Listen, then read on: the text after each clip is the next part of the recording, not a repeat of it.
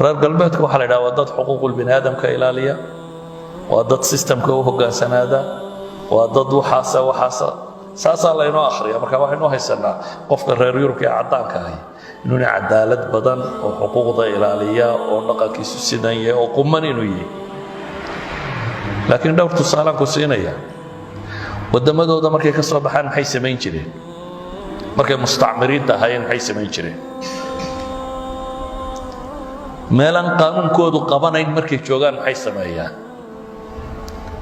مثلا maraykanku markuu Ciraaq joogay wuxuu sameeyay Abu Ghuraib iyo meelahaas uu dadku guray Ingiriisku markuu joogay Afghanistan wuxuu sameeyay dadka inta soo qabtay askartu ku kaajeysay qof binaadam lagu kaajay meedan lagu dul kaajay waxay sameeyeen مثلا Guantanamo maxay u sameysteen hadduu qofka Maraykan gudihiisa lagu xidho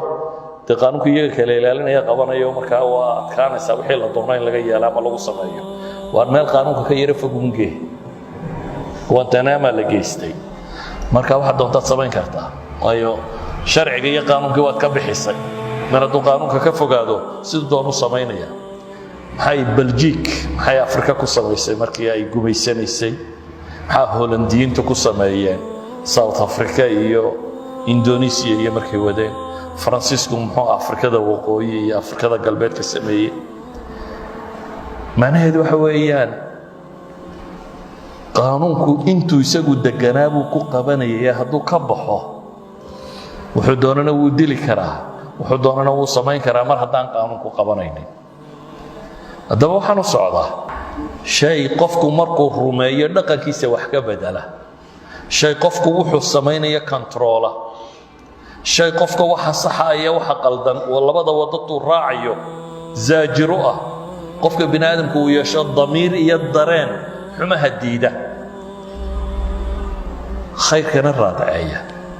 walidaalka isagoo aan ka cabsanaynin intaanaynu sheegnayba waa ka mid oo malihin wax ma taraan waa ka mid systemka iyo nidaamka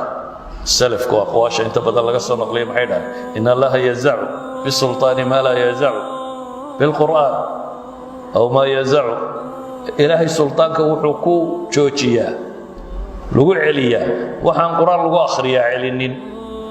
وضدك ديم ما وضع في عنادانا إن بدن وحكو جريا أفراد وباهان يقين محي قانونك لغو قبطه لكن مجورتك وين قبطه ضمير كيس ضدك انت بدن وين ضميرك قبطه انت يربو مركا قانونك قبطه مثلا عهد النبي نولا يا عهدي صحابتي وويلي جوغري كوا امسى قف ما غان لا غوي كتب الحديث ضد اخرده باردو ودور قف امسى قف بلا رجمي